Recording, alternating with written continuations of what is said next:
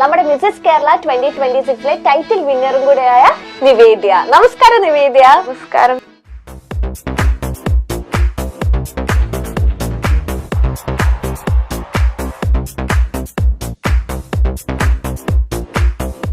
എനിക്ക് മനസ്സിലായത്, ഇതിലേക്ക് ഞാൻ ഇപ്പൊ വന്നിട്ടേ ഉള്ളൂ, എനിക്ക് ബേസിക്സ് മാത്രമേ അറിയൂ. ബട്ട് എനിക്ക് മനസ്സിലായെന്ന് വെച്ചാൽ ഇതൊരു പേഴ്സണാലിറ്റി അളക്കുന്ന ഒരു ഷോ ആയിട്ടാണ് എനിക്ക് ഫീൽ ചെയ്തിട്ടുള്ളത്.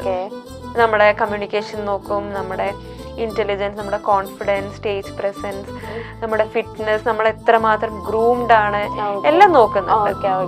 അപ്പൊ നമ്മൾ എല്ലാത്തിനും ശ്രദ്ധിച്ചാല്, equally ശ്രദ്ധിച്ചാല് we can do it. ഇനി മാൻ പവർ ഇല്ല, ഇനി മൊത്തം AI കാലഘട്ടമാണ് എന്നാണ്. അപ്പം അതെങ്ങനെയാണ്, ലൈക്ക് എംപ്ലോയീസിന്റെ എണ്ണം കുറയോ, മൊത്തം AI ആണ് ഭരിക്കാൻ പോകുന്നത് ഇനി ഫ്യൂച്ചർ? ഇനി എന്തായാലും ജോബ് ഷിഫ്റ്റ് ഉണ്ടാവും. ഒരുപാട് പേരുടെ ജോലി, ഞാൻ പറയുന്നത് സോഫ്റ്റ്വെയർ ഇൻഡസ്ട്രി, എന്നയുടെ ഫീൽഡിന് ഒരു കുഴപ്പമില്ല, എന്റെ ഫീൽഡല്ല.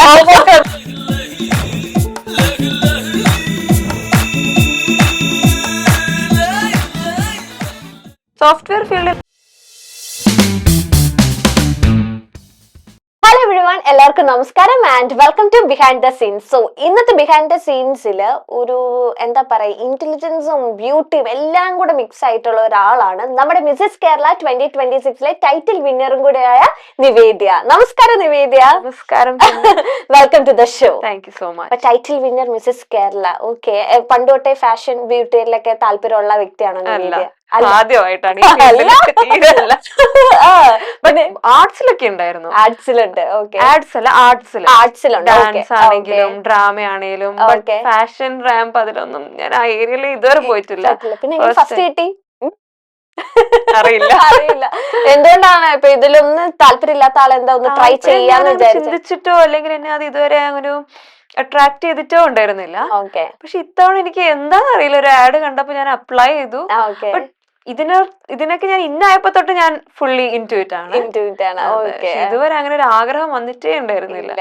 ഇപ്പൊ നമ്മൾ ഈ മിസസ് കേരളയുടെ ഒക്കെ വെച്ചിട്ടുണ്ടെങ്കിൽ അവരുടെ വാക്ക്, നമ്മുടെ അപ്പിയറൻസ്, ആറ്റിറ്റ്യൂഡ് എല്ലാം ഭയങ്കര ഇമ്പോർട്ടന്റ് ആണല്ലോ.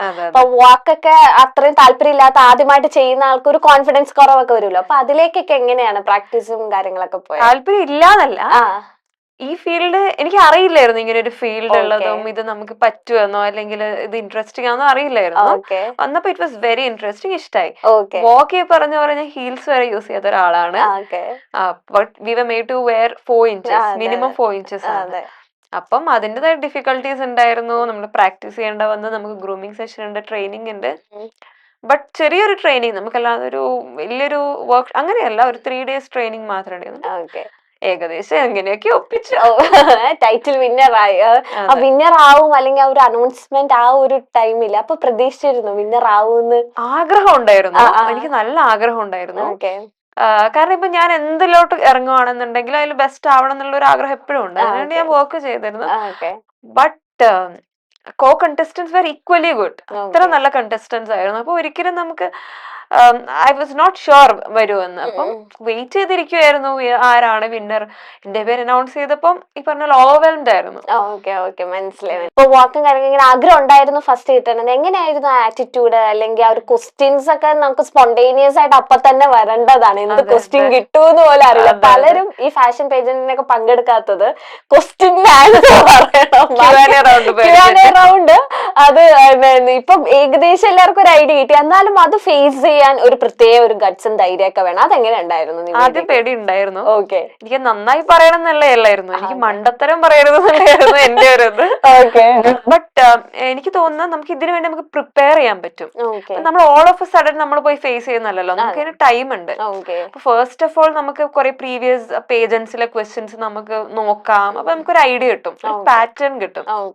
അത് മനസ്സിലാക്കിയപ്പോ തന്നെ എനിക്കൊരു ഏകദേശം ഒരു ഐഡിയ കിട്ടി. അങ്ങനെ ഇപ്പൊ നമുക്കൊന്നും അറിയാത്തൊരു ക്വസ്റ്റ്യൻ ആണെങ്കിൽ തന്നെ നമുക്ക് കറങ്ങി തിരിഞ്ഞൊരു ഇതിലേക്ക് കൊണ്ടുവരാൻ പറ്റും. എവിടെയാണ് നാടും കാര്യങ്ങളൊക്കെ? ഇവിടെ നിവേദനെ കുറിച്ച് കുറച്ചും കൂടെ ഡീറ്റെയിൽ ആയിട്ട് നമുക്ക് അറിയാം. എവിടെയാ നാടും കാര്യങ്ങളൊക്കെ? നാട് കണ്ണൂരാണ്, വർക്ക് ചെയ്യുന്നത് ബാംഗ്ലൂരാണ്. എന്തായിട്ടാണ് വർക്ക് ചെയ്യുന്നത്? Data scientist. അതെ, സ്പെഷ്യലിസ്റ്റ് ആണ് നിവേദന. ഞാൻ ആദ്യമായിട്ടോ ഒരു ഡേറ്റാ സയന്റിസ്റ്റിന് ഇന്റർവ്യൂ ചെയ്യുന്നത്. ഭയങ്കര ബുദ്ധിജീവിയാണോ? ഒക്കെ പഠിച്ചെടുക്കാൻ കുറച്ചധികം പാടാന്നൊക്കെ ഞാനിങ്ങനെ കേട്ടു. അപ്പം ബുദ്ധിജീവിയാണോ നിവേദ്യ? പച്ചക്കെ ബുദ്ധിജീവി ഒന്നല്ല, പക്ഷെ ഇതൊക്കെ ഇഷ്ടമാണ്. അക്കാഡമിയൊക്കെ ഇഷ്ടമായിരുന്നു. പഠിക്കാനൊന്നും മടിയുള്ള കൂട്ടത്തിലായിരുന്നില്ല. അതിനാണ് ഞങ്ങൾ ബുദ്ധിജീവി എന്ന് പറയുന്നത്. പഠിക്കാൻ മടിയില്ല. എത്ര വേണമെങ്കിലും പഠിക്കാൻ ഇഷ്ടമാണ്. ഇപ്പൊ എനിക്ക് പറ്റില്ല. ആ സമയത്തൊക്കെ ഇഷ്ടമായിരുന്നു. പക്ഷെ കറക്റ്റ് ചെയ്തില്ല. ഡാറ്റാ സയൻസിൽ എപ്പോഴും അപ്ഡേഷൻ വന്നുകൊണ്ടേയിരിക്കുന്ന എപ്പോഴും ഇപ്പോഴത്തെ പഠനം വേറൊരു രീതിയിലാണ്. പണ്ടത്തെ പോലെ നമ്മൾ ബുക്ക് വായിച്ച് പഠിക്കണ്ടല്ലോ. ഓക്കെ. അപ്പൊ കറന്റ് വർക്കിംഗും ആണ്. അതെ അതെ അതെ. വർക്കിംഗ്, അത് ജോബ് വിടാൻ അതാണ് നമ്മളെ അന്നം. അതെ, പാർട്ട് ടൈം ആണ് ഇതെല്ലാം കൊണ്ടുപോകാനും കാര്യങ്ങളും കൊണ്ടുപോകണമെന്നുണ്ട്. ഓക്കെ. എന്താണ് ഈ എഐയിലേക്ക് വരാനുള്ള ഒരു കാരണം എന്താണ്? കാരണം നമ്മളൊക്കെ ഇപ്പോഴാണ് ഈ എഐ അല്ലെങ്കിൽ ഡേറ്റാ സയന്റിസ്റ്റ് ഒക്കെ ഇത്ര അറിഞ്ഞു തുടങ്ങിയത്. കുറച്ചുകൂടെ അവിടെ ഇവിടെയൊക്കെ കേൾക്കുമെങ്കിലും നമുക്ക് അത് ഇത്രയും വലിയൊരു ആവുമെന്ന് നമ്മൾ വിചാരിച്ചില്ല. അപ്പൊ അതെങ്ങനെയാ? അതെ അതെ, ഞാൻ പഠിച്ചത് 2017 എഐയില് IIT ഹൈദരാബാദിലാണ് പഠിച്ചത്. പക്ഷെ ആ സമയത്ത് ഇത്ര ഹൈപ്പും ഉണ്ടായിരുന്നില്ല. നമ്മൾ IIT ഫസ്റ്റ് AI കോഴ്സ് ആയിരുന്നു എന്റേത്, ഫസ്റ്റ് ബാച്ച് ആയിരുന്നു നമ്മുടേത്. പക്ഷെ അപ്പൊ തന്നെ എനിക്ക് ഇഷ്ടമായിരുന്നു. കാരണം എന്താ വെച്ചാൽ AI എന്ന് പറഞ്ഞാൽ കമ്പ്യൂട്ടർ സയൻസും മാത്സും ആണ്. രണ്ടും എനിക്ക് വലിയ ഇഷ്ടമുള്ള ഫീൽഡ്സ് ആണ്. മാത്സ് ഒക്കെ ഇഷ്ടമല്ലേ? അത് IIT-യിലാണ് പഠിച്ചതൊക്കെ. അപ്പൊ പിന്നെ പഠിക്കാൻ നല്ല രീതിയിലുള്ള കുട്ടിയാണ്. അപ്പൊ അങ്ങനെയാണ് AI അല്ലെങ്കിൽ ആ കോഴ്സ് ഇത്രയും സ്കോപ്പ് ഉണ്ട് അല്ലെങ്കിൽ ഇത്രയും ഓപ്പർച്യൂണിറ്റീസ് ഉണ്ടെന്നൊക്കെ എങ്ങനെയാ മനസ്സിലായ? അപ്പം ഓപ്പർച്യൂണിറ്റീസ് ഇത്രയും ഉണ്ടാവുമെന്ന് അറിയില്ലായിരുന്നു. അതൊരു എന്താ പറയാ അപ്കമിങ് ഫീൽഡ് ആയിരുന്നു ആ സമയത്ത്. ഇത്ര ഒരിക്കലും ഞാൻ പ്രതീക്ഷിച്ചിട്ടുണ്ടായിരുന്നില്ല. പക്ഷെ ആ ഒരു സബ്ജക്ട്സിനോട് ഇൻട്രസ്റ്റ് കൊണ്ട് എടുത്തതാ. അതിപ്പോ നന്നായി. ഈ ചെറുപ്പം മുതൽ ഇപ്പൊ എന്തായിരുന്നു ഈ ആർട്സിലൊക്കെ ഭയങ്കര ആക്റ്റീവ് ആണെന്ന് ഇങ്ങനെ പറഞ്ഞു. അപ്പൊ ഏറ്റവും കൂടുതൽ എന്താ അഭിനയത്തിനോടാണോ താല്പര്യം? എങ്ങനെയാണ്, ഏതിനോടാണ്? ഡാൻസർ ആണ്, ക്ലാസിക്കലി ട്രെയിൻ ഡാൻസർ ആണ്, എല്ലാം ചെയ്യും. അഭിനയത്തോട് താല്പര്യം ഉണ്ടോ എന്ന് വെച്ചാൽ ഡെഫിനറ്റ്ലി എല്ലാവരെ പോലെയും. അതെ അതെ. ഇനി മൂവീസ് ഒക്കെ ഇനി നോക്കാൻ തുടങ്ങുന്നുണ്ടോ? ഇപ്പൊ ഈ ഫാഷൻ പേജിന്റെ എങ്ങനെ ഓഡീഷൻ അല്ലൊന്ന് അപ്ലൈ ചെയ്തു അങ്ങനെ വിളിച്ചത്? അങ്ങനെ എന്തെങ്കിലും മൂവീസിൽ ഇങ്ങനെ ഓഡീഷൻ ഒക്കെ ചെയ്ത് അങ്ങനെയൊക്കെ നോക്കുന്നുണ്ടോ ഇപ്പം? അങ്ങനെ അപ്ലൈ ചെയ്യാൻ തയ്യാറാണ്? അപ്ലൈ ചെയ്യാൻ തയ്യാറാണ്. ഇതുവരെ പക്ഷെ ഞാൻ നോക്കിയിട്ടില്ല. ഇതിനു മുമ്പ് എനിക്ക് 2 ഓഫേഴ്സ് ഉണ്ടായിരുന്നു. പക്ഷെ അത് അങ്ങടെ സോളിഡ് ആയില്ല. ഇപ്പം നോക്കി തുടങ്ങണം. ഇപ്പൊ കണ്ണൂരിൽ നിന്ന് വരുമ്പോഴത്തേക്കും പേരന്റ്സിന്റെ സപ്പോർട്ട് എങ്ങനെയായിരുന്നു? കാരണം ഈ ഫാഷൻ പേജന്റിലേക്ക് വരുമ്പോൾ അവർക്കൊന്ന് മനസ്സിലാക്കി കൊടുക്കണല്ലോ. നമ്മുടെ എല്ലാവരും പേരന്റ്സിന്റെ മനസ്സിൽ ഒരു ഫാഷൻ വേൾഡ് എന്ന് പറയുന്നത് വേറെ രീതിയിലാണ്. അപ്പൊ ഇങ്ങനത്തെ ഒരു റാമ്പ് വാക്ക് അല്ലെങ്കിൽ ഇങ്ങനത്തെ ഇതൊക്കെ ഉണ്ടെന്ന് പറയുമ്പോ എങ്ങനെയായിരുന്നു പേരന്റ്സിന്റെ സപ്പോർട്ട്? എങ്ങനെയായിരുന്നു? പൊതുവെ എന്റെ ഫാമിലി ന്യൂട്രൽ ആണ്. അവർക്കൊരു ഒന്നിനോടും ഒരു വേണ്ടാന്നും പറയില്ല, കൊള്ളാന്നും പറയില്ല. വിൻ ചെയ്തതിന് ശേഷമാണ് അവർക്ക് ഇത് കൊള്ളാലോ അങ്ങനെ ആയത്. ഇപ്പൊ കണ്ണൂരാണ് പിന്നെ കൊച്ചിയിലേക്ക് ഷിഫ്റ്റ് ആകാൻ. കാരണം കൊച്ചിയിലാണല്ലോ ഈ ഫാഷൻ പേജന്റ് ഷോസ് ഒക്കെ ഒരുപാട് നടക്കുന്ന സ്ഥലമാണല്ലോ. അപ്പൊ കൊച്ചിയിലേക്ക് ഷിഫ്റ്റ് ചെയ്യുന്നുണ്ട്. അങ്ങനെയൊക്കെ പ്ലാൻ ചെയ്തോ?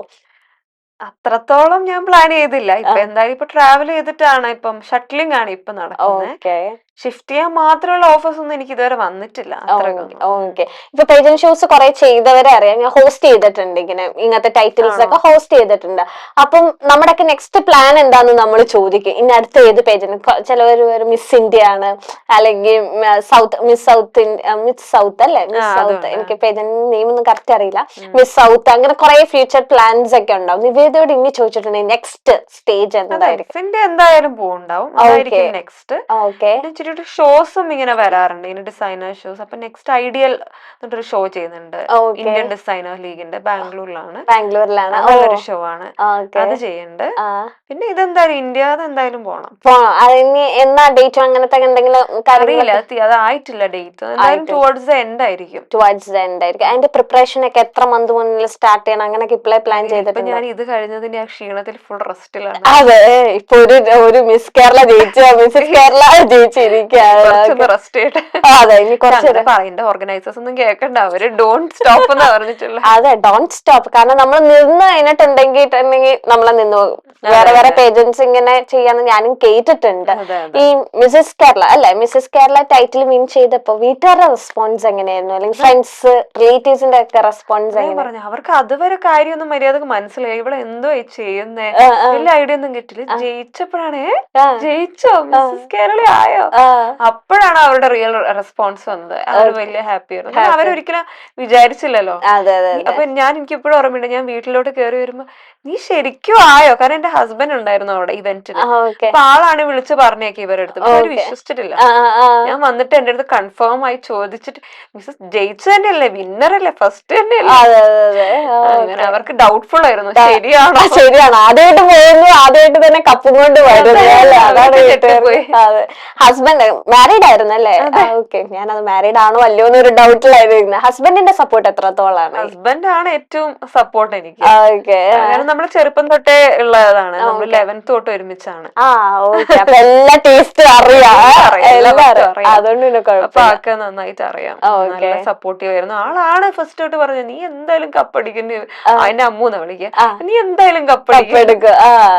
അവന് ഞാൻ എന്ത് ചെയ്താലും ഇഷ്ടമാണ്. എന്തെങ്കിലും ഇപ്പൊ ഗ്രൂമിങ്ങില് അല്ലെങ്കിൽ എന്തെങ്കിലും ടിപ്സ് ഒക്കെ ഹസ്ബൻഡ് പറഞ്ഞു തരാണ്ട്, നീ ഇങ്ങനെ നിൽക്കുക അല്ലെങ്കിൽ ഇങ്ങനെ നിൽക്കുന്നതായിരിക്കും നല്ലത്, അങ്ങനെ ചെയ്യുന്നതായിരിക്കും? ഞാൻ കേൾക്കൂല, എന്തേലൊക്കെ കേൾക്കണ്ട, ഒന്നും കേൾക്കത്തില്ല. ഞാൻ എന്റെ അങ്ങനത്തെ അവൻ പറയുന്ന ഒരു ഡ്രസ്സ് ഞാൻ എടുക്കൂല, കാരണം എന്റെ നേരെ ഓപ്പോസിറ്റ് ടേസ്റ്റ് ആണ് ആൾക്ക്. എന്തോ പറയുന്നത് എനിക്ക് അതിന്റെ ഓപ്പോസിറ്റ് ആയിരിക്കും ഇഷ്ടം. പക്ഷെ സപ്പോർട്ടീവ് ആണ്, ബട്ട് ആളുടെ ടേസ്റ്റേ അല്ല. അങ്ങനെ ഒരു സപ്പോർട്ടീവ് സിസ്റ്റം കിട്ടാൻ തന്നെ നല്ലൊരു കാര്യം അല്ലേ? ഇപ്പൊ ഈ മിസസ് കേരള ഒരു ടൈറ്റിൽ ഇങ്ങനെ അയച്ചു, ഇപ്പൊ ന്യൂസിലും അല്ലെങ്കിൽ ആർട്ടിക്കിൾസ് ഇങ്ങനെ ഒരുപാട് വന്നു. പെട്ടെന്ന് നമ്മുടെ ഒരു പ്രൊഫൈൽ ഒരു ഹൈപ്പ് കയറി, കുറെ പേര് സെർച്ച് ചെയ്യുന്നു. അതിൽ ഏറ്റവും ഇൻട്രസ്റ്റിംഗ് ആയിട്ട് വന്ന ഒരു മെസ്സേജ് അല്ലെങ്കിൽ ഒരു അപ്രീഷിയേറ്റ് നോട്ട് വന്നത് പെട്ടെന്ന് ഓർത്തെടുക്കാൻ പറഞ്ഞ ഏതായിരിക്കും നിവേദിക്കുള്ള? വീട്ടിൽ നിന്ന് തന്നെ ഉള്ളത് തന്നെയായിരിക്കും. അവരുടെ ആ ഒരു പ്രൗഡ് ഫീലിംഗ് നമുക്കത് വലിയ സന്തോഷമായിരിക്കും. അവർ എസ്പെഷ്യലി മറ്റുള്ള റിലേറ്റീവ്സിനെ ഒക്കെ വിളിച്ച് പൊങ്ങച്ചം പറയാം. അങ്ങനെ പൊങ്ങച്ചം പറയുന്നത് കേൾക്കുമ്പോഴാണ് നമുക്ക് ഏറ്റവും ഒരു ഹാപ്പി. അതെ, സ്പെഷ്യൽ അല്ലെങ്കിൽ ആരെങ്കിലും ഇപ്പൊ മെസ്സേജ് അയക്കാറുണ്ട്, ചേച്ചി ഞങ്ങൾക്കും ഇതിൽ പോണം, അല്ലെങ്കിൽ ഇപ്പൊ ഇത് കണ്ടുകൊണ്ടിരിക്കുന്ന കുറെ പേർക്ക് ഞങ്ങൾക്ക് ഇതുപോലെ പോകണം, അല്ലെങ്കിൽ മിസ്സസ് കേരളയിൽ പോകണം, ഇപ്പൊ എന്തൊക്കെയാ ചെയ്യേണ്ടത്, അല്ലെങ്കിൽ പ്രോസസ്സിംഗ് എന്തൊക്കെയാണ്, ഇപ്പൊ അവിടെ ചെന്നിട്ടുള്ള ഗ്രൂമിംഗ് ഒക്കെ അറിഞ്ഞു, ഇതിന്റെ പ്രോസസ്സിംഗ് എങ്ങനെ, ഇവരെങ്ങനെയായിരിക്കും കമ്മ്യൂണിക്കേറ്റ് ചെയ്യുന്നത്, മെയിൽസ് ത്രൂ ആയിരിക്കും. അപ്പൊ ആ ഒരു ജേർണി ഞങ്ങളോട് ഷെയർ. അതാണ് ഇപ്പൊ എന്റെ അടുത്ത് ഇപ്പൊ എല്ലാവരും ഇത് മാത്രം ചോദിക്കാനാണ്. ഫ്രണ്ട്സ് ആണേലും എന്റെ ജൂനിയേഴ്സ് ആണേലും ഇതിന്റെ മെമ്പർഷിപ്പ് ആണ് എന്റെ പരിപാടി. കാരണം ഒരാള് ഒരു ടൈറ്റിൽ അടിച്ചു ആള് പോയ വഴി കറക്റ്റ് ആയിരിക്കുന്ന ഒരു ധാരണ ഉണ്ടാവും. അപ്പൊ അതെങ്ങനെയായിരിക്കും, എങ്ങനെയാ അപ്ലൈ ചെയ്യുന്നത് അല്ലെങ്കിൽ പ്രോസസ്സിംഗ് എങ്ങനെയാണ് ഇപ്പൊ കറക്റ്റ് അറിയാലോ? അപ്പൊ അതെങ്ങനെയായിരിക്കും? ഞാൻ എങ്ങനെയായിരുന്നു വെച്ചാൽ, ഞാൻ ഇൻസ്റ്റാഗ്രാമിലായത് കണ്ടിട്ടുണ്ടായിരുന്നു. ഇതിന്റെ ഒരു ആഡ് കണ്ടിട്ട് ഞാൻ വെറുതെ അപ്ലൈ ചെയ്തു. ഒരു വിളിച്ചു, ഒരു ഓൺലൈൻ ഓഡിഷൻ ഉണ്ടായിരുന്നു, അത് കഴിഞ്ഞു. പിന്നെ ഒരു ഓഡിഷൻ പോലെ ഉണ്ടായിരുന്നു, അത് കഴിഞ്ഞു. Directly into the game. എല്ലാം ഡയറക്റ്റ് കോൾ ആയിരുന്നു? അതെ, ഒന്നും മെയിൽ ത്രൂ അങ്ങനെ ഒന്നും ഉണ്ടായിരുന്നില്ല? ഇല്ല, എല്ലാം അവര് ഡയറക്റ്റ് വിളിക്കും. ഈ ചിലവരൊക്കെ ഇങ്ങനെ ഇൻസ്റ്റാഗ്രാമിൽ കണ്ടു, ഇങ്ങനെ മെയിൽ അയച്ചു, പ്രപ്പോസൽ കൊടുത്തു, അല്ലെങ്കിൽ ലൈക്ക് ആദ്യം തന്നെ അവർ പേയ്മെന്റ് മേടിക്കുന്നു, അങ്ങനത്തെ ഒരു പ്രോസസ്. രജിസ്ട്രേഷൻ ഫീ ഉണ്ട്. ഇതിന് ഗ്രൂമിംഗ് ഉണ്ട്. ഞാൻ പറഞ്ഞില്ലേ, ഒരു 3 days ഗ്രൂമിങ്ങിന് ശേഷമാണ് ഈ 4th day. ഈ ഗ്രൂമിങ്ങിന് വിളിക്കുന്നതൊക്കെ നല്ല പ്രൊഫഷണൽസിനെയാണ്. പിന്നെ നമുക്ക് ഫോട്ടോ ഷൂട്ടിംഗ് ഉണ്ട്, അതിനും പ്രൊഫഷണൽസിനെ വിളിക്കും. മേക്കപ്പ്, അങ്ങനെ ഒരുപാട് ആക്ടീവ്. ഇപ്പൊ എന്തായാലും ഒരു പേയ്മെന്റ് ഉണ്ട് ഇതിന്. നിവേദയോട് ചോദിക്കുകയാണ്, what's the definition of fashion അല്ലെങ്കിൽ ബ്യൂട്ടി എന്ന് ചോദിച്ചിട്ടുണ്ടെങ്കിൽ എന്തായിരിക്കും നിവേദ കൊടുക്കാൻ പോകുന്ന ഒരു ആൻസർ? എന്തായിരിക്കും ബ്യൂട്ടി? ഇപ്പൊ എന്താന്ന് ചോദിച്ചാ, ഇപ്പൊ ഞാൻ പറയും ഒരു ഒതന്റിസിറ്റി. അതായത് നിങ്ങൾ എന്തുവാണ് എന്ന് നിങ്ങൾക്ക് പ്രകടിപ്പിക്കാൻ പറ്റുന്നുണ്ടോ, നിങ്ങൾ എത്രമാത്രം കോൺഫിഡന്റ് ആണ്, നിങ്ങൾക്ക് ഇപ്പൊ ഒരു സ്ട്രഗിള് വന്നെങ്കിൽ നിങ്ങൾക്ക് അതിലെ എത്രമാത്രം നിങ്ങൾക്ക് അതിനെ ഓവർകം ചെയ്യാൻ പറ്റുന്നു, ഇതൊക്കെയാണ് ശരിക്കും പറഞ്ഞ ബ്യൂട്ടി. ഫാഷനെ പറ്റി ഒരു ഡെഫിനിഷൻ ചോദിച്ചാൽ എന്തായിരിക്കും? ഫാഷനെ കുറിച്ച് ഇപ്പൊ എനിക്ക് വലിയ ഐഡിയ ഇല്ല, ഇതിൽ വന്നിട്ടേ ഉള്ളൂ, എനിക്ക് ഡിഫൈൻ ചെയ്യാൻ മാത്രം. ബട്ട് എനിക്കിപ്പോ ഫാഷൻ എന്ന് പറയുന്നത് what looks good on me and appealing to others. അതായിരിക്കും നമ്മൾ കംഫർട്ട് ആവുക, കോൺഫിഡന്റ് ആവുക ഒരു കോസ്റ്റ്യൂമിൽ അല്ലേ? നിവേദിക്ക് ഏത് കോസ്റ്റ്യൂം ഇടബിൾ ആണ്? ഐ എം കോൺഫിഡന്റ്, ഒരു മിററൊക്കെ നോക്കി ഇങ്ങനെ കൊള്ളാലോ എന്ന് തോന്നുന്ന ഏത് അറ്റയറിൽ വരുമ്പോഴായിരിക്കും? ഞാൻ ഏറ്റവും കോൺഫിഡന്റ് ഞാൻ സാരിയിലാണ്. ഓക്കെ, പക്ഷെ ഞാൻ കംഫർട്ടബിൾ സാരിയിലല്ല. ഓക്കെ, നമ്മൾ ആ സാരി ഉടുക്കുമ്പോ തന്നെ നമുക്ക് ആ ഒരു പ്രത്യേക ഒരു എലഗൻസ് വരുമല്ലോ. അപ്പൊ കോൺഫിഡൻസ് കയറുന്നത് സാരിയില്ല. ബട്ട് ഞാൻ ഏറ്റവും ലീസ്റ്റ് കംഫർട്ടബിൾ സാരി. ഞാൻ ഓർത്ത് എന്താണ്, സോഫ്റ്റ്വെയർ ഫീൽഡ് ആണല്ലോ, ഡാറ്റാ സയന്റിസ്റ്റും കൂടെ ആകുമ്പോഴത്തേനും ബ്ലേസേഴ്സിലൊക്കെ ആയിരിക്കും അതിലായിരിക്കും ഭയങ്കര കോൺഫിഡന്റ് വരുന്നതെന്ന് വിചാരിക്കുന്നത്. ഓക്കെ, സാരിയിലാണ്. സാരി റൗണ്ട് എന്തെങ്കിലും ഉണ്ടായിരുന്നോ ഫാഷൻ ഇതില്? ഓക്കെ. അപ്പൊ ഫസ്റ്റ് ഒരു സാരി റൗണ്ട് ആണ്, സെക്കൻഡ് നമുക്ക് ഗൗൺ റൗണ്ട് ആണ്. അതിനൊക്കെ കോസ്റ്റ്യൂം നമ്മൾ തന്നെയാണോ അതോ അവര് തന്നെയാണോ സെറ്റ് ആക്കുന്നത്? ഞാനൊക്കെ ഫ്രഷർ അല്ലേ, ഞാൻ ഈ ഫീൽഡിലുള്ളവരല്ല, അപ്പൊ അതൊക്കെ നമ്മൾ തന്നെ ചെയ്യണം. ഈ ഒരു ഫീൽഡിലുള്ളവരൊക്കെ ആണെങ്കിൽ ചിലപ്പോൾ അവർക്ക് സ്പോൺസർഷിപ്പ് ഒക്കെ കിട്ടുമായിരിക്കും. എനിക്കൊക്കെ ഞാൻ തന്നെ ചെയ്യണം. ഇനി സ്പോൺസർഷിപ്പ് ഒക്കെ മേടിച്ചെടുക്കണ്ടേ? കിട്ടട്ടെ. ഇനി ആക്റ്റീവ് ആയിട്ട് തന്നെ ഇങ്ങനെ ഇരിക്കണം. ഇതില് ഇപ്പം നമ്മളിപ്പോ ചോദിക്കും ഫിലിം ഇൻഡസ്ട്രിയിൽ ഇപ്പൊ ഗോഡ് ഫാദർ വേണോന്ന് ചോദിക്കാറുണ്ട്, അല്ലെങ്കിൽ വേറെ കുറെ കരിയറിൽ. അപ്പൊ ഞാൻ ചോദിക്കാണ്, ഫാഷൻ ഇൻഡസ്ട്രിയിൽ ഇങ്ങനെ ഒരു ഗോഡ് ഫാദർ വേണോ? ഒബ്വിയസ്ലി ഞാൻ ഈ ഫീൽഡ് നല്ലല്ലോ, അപ്പൊ എനിക്കില്ല. പക്ഷെ ഇതിലേക്ക് ഞാൻ വന്നപ്പോ ഇപ്പൊ എനിക്ക് ഒരുപാട് മെന്റേഴ്സ് വന്നു. ഇവിടെയുള്ളവർ തന്നെ ഗ്രൂമിംഗ് റൗണ്ട് ത്രൂ ആണെങ്കിൽ നമുക്കൊരു മെന്റേഴ്സ് വന്നിട്ടുണ്ട് ഇപ്പൊ. അവരെനിക്ക് ഇമ്പോർട്ടന്റ് ആയിട്ട് തോന്നുന്നുണ്ട്. കാരണം നമുക്ക് അറിയാത്തൊരു ഫീൽഡാണ് ഇത്. നമുക്ക് ഏത് ഷോ ആണ് നല്ലത്, ഏതാണ് അക്സെപ്റ്റ് ചെയ്യേണ്ട ഓഫർ നമുക്ക് അറിയില്ല. ഇപ്പം ഒരു മോഡലിംഗ് കമ്പനി ആണെങ്കിൽ തന്നെ ഇപ്പൊ ഒരു 140 കമ്പനീസ് എങ്ങാനും ഉണ്ട് കേരളത്തിൽ. നമുക്ക് അറിയില്ല ഏതാ നല്ലത്. അപ്പം ഇറ്റ്സ് ബെറ്റർ ദാറ്റ് നമ്മൾ അവരുടെ അടുത്ത് ഒരു ഫീഡ്ബാക്ക് ചോദിക്കുക, സജഷൻ ചോദിക്കുക, നല്ലതാണ് ഉള്ളത്. ഇല്ലെങ്കിൽ we have to do that, ഒരു ട്രയൽ ആൻഡ് എറർ ചെയ്യേണ്ടത്. ഇതിൽ എത്രത്തോളം കോമ്പറ്റീഷൻ? ഇപ്പൊ എല്ലാ ഫീൽഡിലും കോമ്പറ്റേറ്റീവ് ആയി മാറി കഴിഞ്ഞിരിക്കുകയാണ്. എല്ലായിടത്തും നമുക്ക് അത്യാവശ്യം നമ്മുടേതായ കഴിവും നമ്മുടെ ഒരു ഹാർഡ് വർക്കിങ്ങും സ്മാർട്ട് വർക്കും കൊണ്ടൊക്കെയാണ് നിൽക്കാൻ പറ്റുള്ളൂ. അപ്പൊ ഈ ഫാഷൻ ഇൻഡസ്ട്രിയിൽ ആദ്യമായിട്ട് വന്ന ആളാണ്, ഒറ്റയ്ക്ക് വഴിവിട്ട് വന്ന് ടൈറ്റിൽ വിന്നർ ആയ ആളാണ്. അപ്പൊ ഇതിൽ എന്താണ് കോമ്പറ്റീഷൻ ഫീൽ ചെയ്യുന്നുണ്ടോ? അതൊരു കോമ്പറ്റേറ്റീവ് ഫീൽഡാണ് ഫാഷൻ ഇൻഡസ്ട്രി? ഞങ്ങളുടെ ഇവന്റ് കഴിഞ്ഞിട്ട് ഇപ്പൊ ഒരു 1 വീക്കേ ആയിട്ടുള്ളൂ. ഈ കോമ്പറ്റീഷൻ തിരിച്ചറിയാൻ മാത്രമുള്ള സമയമായിട്ടില്ല, എനിക്കറിയില്ല. ഇതുവരെ എനിക്ക് അറിയില്ല, എനിക്ക് അങ്ങനത്തെ ഒരു എക്സ്പീരിയൻസ് ഒന്നും ഉണ്ടായിട്ടില്ല.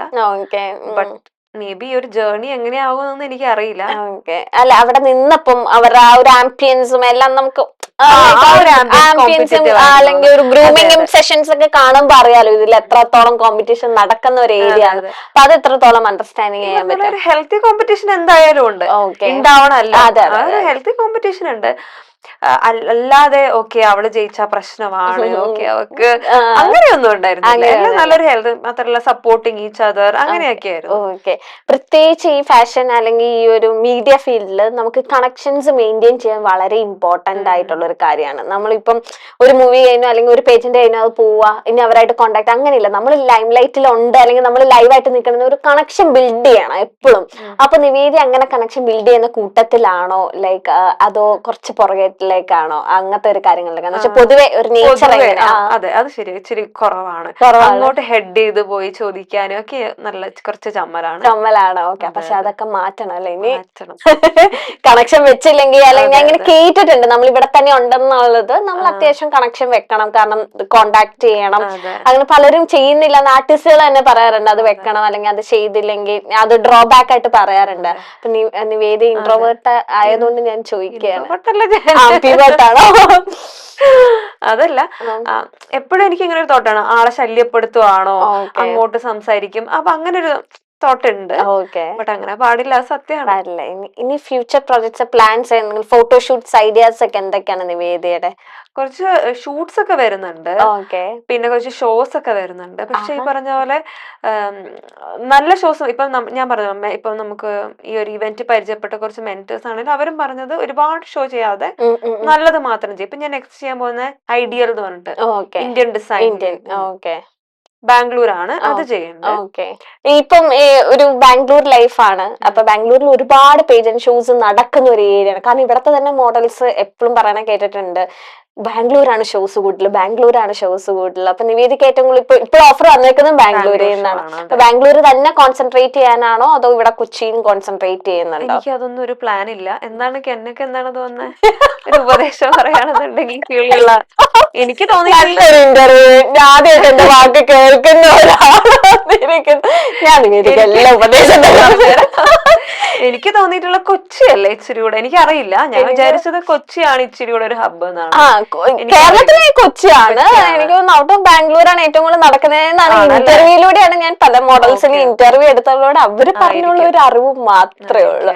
ഈ ഫാഷൻ വേൾഡിലേക്ക് വരുമ്പോഴത്തേനും നമ്മുടെ എന്താ പറയാ കംഫോർട്ട് സോണിൽ നിന്ന് പുറത്ത് വരണം. കാരണം നമുക്ക് കുറെ ഡ്രസ്സുകൾ ഇടേണ്ടി വരും. അത് ചിലപ്പോൾ നമുക്ക് കംഫോർട്ട് ആയിരിക്കില്ല, നമ്മൾ ഡെയിലി യൂസ് ചെയ്യുന്നതല്ല. പക്ഷെ ആസ് എ പ്രൊഫഷൻ ആയിട്ട് കാണുമ്പോൾ ഇതെല്ലാം നമുക്ക് ഇട്ടേ പറ്റും. അപ്പൊ അതിനോടൊക്കെ എങ്ങനെയാണ്? ഞാനെല്ലാം പറഞ്ഞ് പേടിപ്പിക്കുക. കറക്റ്റ് ഒരു ക്വസ്റ്റ്യൻ ആണ്. കാരണം എന്താന്ന് വെച്ചാൽ എനിക്ക് ഈ പാജന്റിൽ തന്നെ എനിക്ക് ഒരു എന്റെ കോസ്റ്റ്യൂംസ് ഇച്ചിരി ഒരു അൺകംഫർട്ടബിൾ ആയിരുന്നു. ഞാൻ തന്നെ ഒരു ഡിസൈൻ ഒക്കെ കൊടുത്തത്, ബട്ട് അത് വന്നപ്പോ ഇച്ചിരി കൂടെ ഒരു ഞാൻ അൺകംഫർട്ടബിൾ ആയി. ആൻഡ് ബാക്ക് സ്റ്റേജിലൊക്കെ ഓൾറെഡി ട്രയൽ ചെയ്തിരുന്നു 2 days ബാക്കേലും. ഇവന്റിന് തൊട്ട് മുമ്പാണ് എനിക്ക് ടെൻഷൻ വന്നത്. ഞാൻ ആകെ അൺകംഫർട്ടബിൾ ആയി, കാരണം എന്നെ മേക്കപ്പിൽ ഇതിലൊക്കെ കണ്ടപ്പോ നിവേദിയല്ല ഇത് ആരാന്നൊരു തോട്ട്. ഞാൻ ആകെ ഡള്ളായി. എന്നിട്ട് ഞാൻ നേരെ ഹസ്ബൻഡിനെ വിളിച്ചു. ഹസ്ബൻഡ് ഇവിടെ ഇരിക്കുന്നുണ്ട് ഓഡിയൻസ് ആയിട്ട്, ബട്ട് അവർക്ക് ബാക്ക് സ്റ്റേജിൽ വരാനോ നമ്മളെ കാണാനോ പറ്റില്ല. ഞാൻ പറഞ്ഞു എനിക്ക് ഇപ്പൊ കാണണം എന്ന് പറഞ്ഞ അവൻ എങ്ങനെയോ വന്നു ബാക്ക് സ്റ്റേജില്.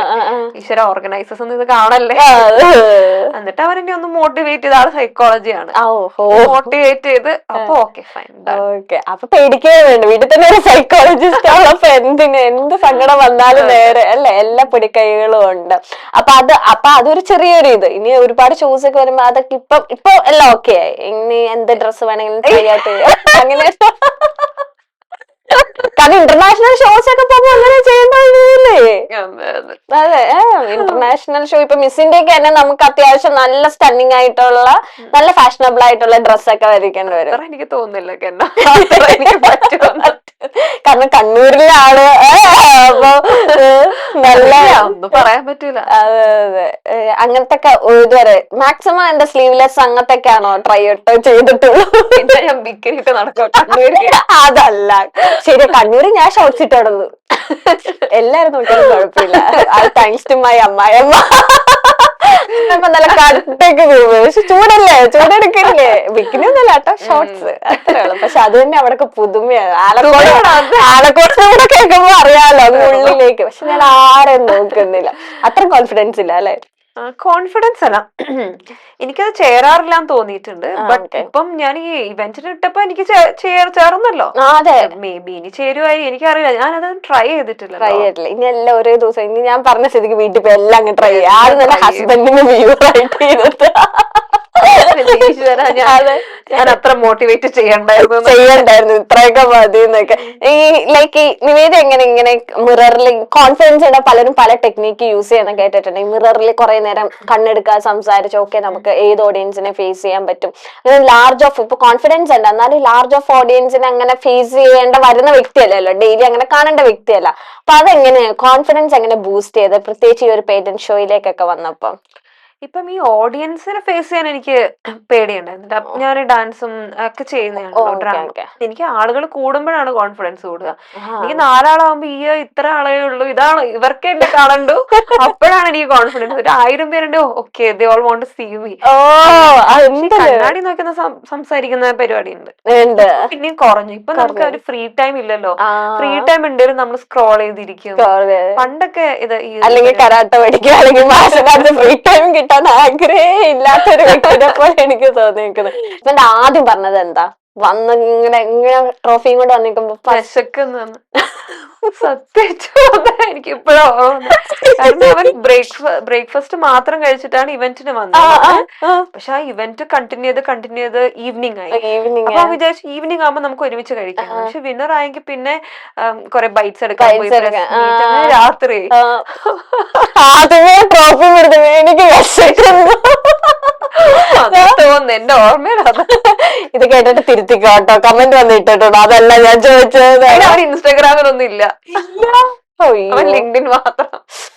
അവനാണ് യഥാർത്ഥ ബുദ്ധിജീവി. ലിങ്ക്ഡിൻ മാത്രമാണെങ്കിൽ അത് ഭയങ്കര ഒരു ബുദ്ധിജീവി മാറി കഴിഞ്ഞിരിക്കുക.